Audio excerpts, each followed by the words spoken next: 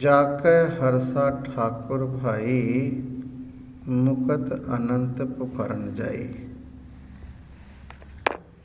जितने भी प्राणी हैं वो कोई भी धर्म कार्य करते हैं, जग करते हैं, दान करते हैं, सेवा करते हैं, सिमरन करते हैं, ये सब के पीछे एक ही उद्देश्य होता है कि मौत से पहले पहले मैं मुक्त हो जाऊं या मरने के बाद मुक्त हो जाऊं। मुक्ति चाहता है। लेकिन भक्त क्या चाहता है? जो प्रभु का प्रेमी है वो क्या चाहता है? जब तक चाह होती है ना, तब तक शुद्ध प्रेम नहीं होता। भक्त भक्ति करते करते एक ऐसे मोड़ पर आ जाता है कि जिसकी भक्ति कर रहा है उससे मांगता ही नहीं कुछ, मुक्ति भी नहीं मांगता, सचखंड भी मांगता, कुछ नहीं मांगता। क्योंकि मांग जो है वो स्वर्ग की मांग हो या पदार्थ की मांग हो, मांग व्यक्ति को भिखारी बनाता है। जहाँ मांग नहीं है वहाँ व्यक्ति राजा होता है। बिन संतोष नहीं को राजे। जो भक्त है वो परम संतोषी होता है। संतोषी इस बात का कि उसको अपने प्रभु पर इतना भरोसा होता है कि परमात्मा जैसे रखे मुझे मंजूर है, कोई शिकायत नहीं। जब राज देह तब कवन बढ़ाई, जब भीख मंगावे तो क्या घट जाए। उसको प्रभु के पास कोई शिकायत नहीं। देखो, साहेब श्री गुरु अर्जन देव जी महाराज को तती तई पर बैठाया जा रहा है, ऊपर से गर्म रेते डाला जा रहा है।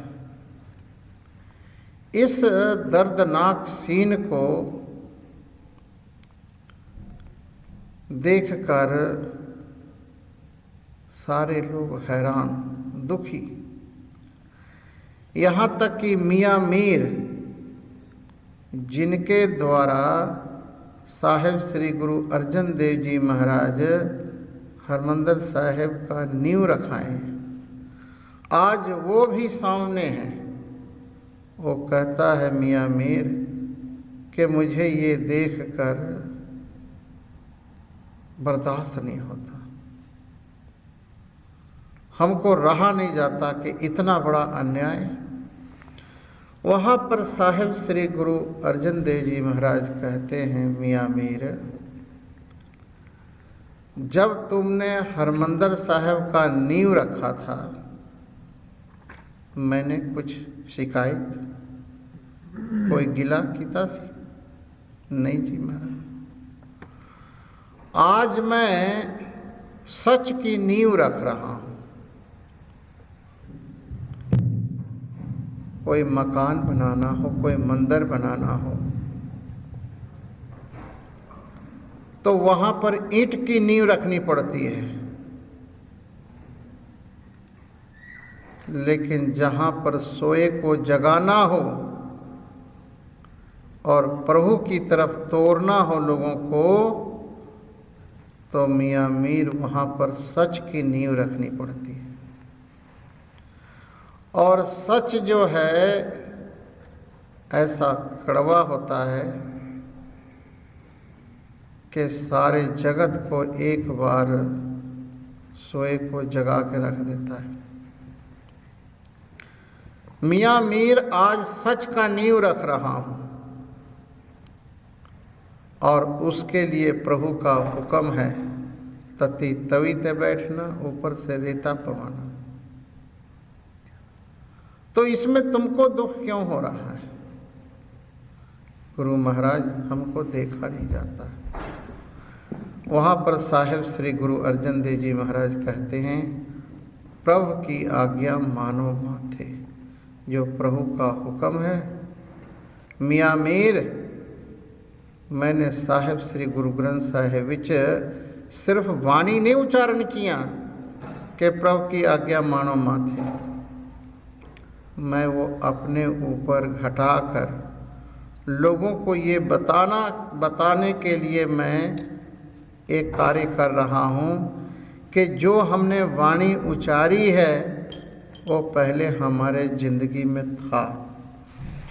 साध संगत जी, यहाँ पर जाकर हर्षा ठाकुर भाई मुकत अनंत पुकारन जाए। जो हरि का बन गया है, जो परमात्मा का बन गया है, वो कुछ नहीं चाहता, मुक्ति भी नहीं चाहता, चाह ही समाप्त हो जाती है।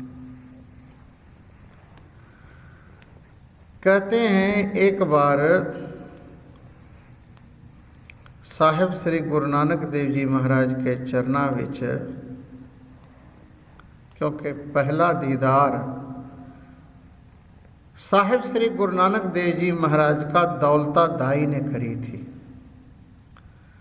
जब साहिब श्री गुरु नानक देव जी महाराज इस धरती को भाग नहीं लाए थे, उस वक्त मेहता कालू जी दौलता दाई को कहते हैं, दौलता तू चिंता नहीं करना, मेरे घर में पुत्र होगा, तुमको मैं माला माल कर दूंगा, तुमको चावल आटा कपड़े सब कुछ दूंगा। क्योंकि ये मांग करी थी दौलता ने कि हे मेहता कालू जी, हम गरीब हैं, हमें रोटी चाहिए, हमें कनक चावल कपड़े चाहिए, तुम्हारे घर पुत्र होगा जरूर देना। मेहता कालू जी कहते हैं, दौलता तू चिंता न कर, जितना कहेगी उससे अधिक दूंगा। और जब पहली बार साहिब श्री गुरु नानक देव जी महाराज का दीदार हुआ दौलता को, उसकी समाधि लग गई, वो विस्माद में चली गई, उसका जन्म मरण समाप्त हो गया, वो एक मिक हो गई प्रभु के साथ और हंसती है, मुस्कुराती है। वहाँ पर मेहता कालू जी कहते हैं, दौलता जो हमने वचन दिया था ना, तू कही थी कि लड़का होगा तो चावल देना, कपड़े देना, वो देना, पैसे देना, तू आज मांग ले, जो मांगना है मैं देने को तैयार हूँ। वहाँ पर दौलता दाई हंसती है, कहती है, मेहता कालू जी, आज हम अपने रब का दर्शन करके गुरु नानक जिन सुनिया पेखिया से फिर गर्भास न पर्यारे, आज हम अपने रब का दर्शन करके इस अवस्था में पहुंची हूँ कि मेरे अंदर से मांग ही खत्म हो गया, मुझे कुछ नहीं चाहिए, चाह ही खत्म हो गया। उसी चीज़ को यहाँ भक्त कबीर जी कह रहे हैं, जाकर हर्षा ठाकुर भाई, जिसके बोल ठाकुर हो गया है, या जिसने अपने हृदय विच ठाकुर का दर्शन किया है, मुकत अनंत पुकारन जाई, उसको मुक्ति जो है, मुक्ति भी नहीं चाहिए। मुक्ति को की करना, 4 प्रकार की मुक्तियाँ शास्त्रों में लिखा है, सालोक्य, सामीप्य, सायुज्य और कैवल्य मुक्ति। लेकिन वो बैकुंठ भी नहीं चाहता, राज ना चाहूँ, मुकत ना चाहूँ, मन प्रीत चरण कमलारे, मेरी प्रीति ठाकुर के चरणों विच रहे और मुझे कुछ नहीं चाहिए। कबीर स्वर्ग नरक तय में रहे हो, सतगुर के प्रसाद चरण कमल की मौज में रहो अंत अराध। कबीर चरण कमल की मौज को कह कैसे उन्मान, कहवे को शोभा नहीं देखा है परवान। मैं क्या बताऊं कि ठाकुर के चरणों की प्रीति के बाद अंदर क्या घटना घटता है, उस घटना का मैं बखान नहीं कर सकता। कहो कैसे उन्मान, कहवे को शोभा नहीं देखा ही परमान। जिसने अनुभव किया है, जिसने दीदार किया है, वो गूंगे, जैसे गूंगे को गुड़ खिला दो ना, फिर पूछो कितना मीठा है, वो छाल मारेगा, हाथ पाँव मारेगा, लेकिन वो बखान नहीं कर सकता, लेकिन उसने अनुभव किया है उस मिठास का। इसी तरह से संत महापुरुष भक्त गुरसिख जब उस प्यारे का दीदार करता है ना, तो लोग पूछते हैं वो कैसा है। वो बखान तो करता है लेकिन पूरा पूरा कर नहीं पाता। कहते हैं महात्मा बुद्ध को जब पहली बार वाहिगुरु का दीदार हुआ, वो 7 दिन चुप रहे और 33 करोड़ देवता उनके चरणों में आए।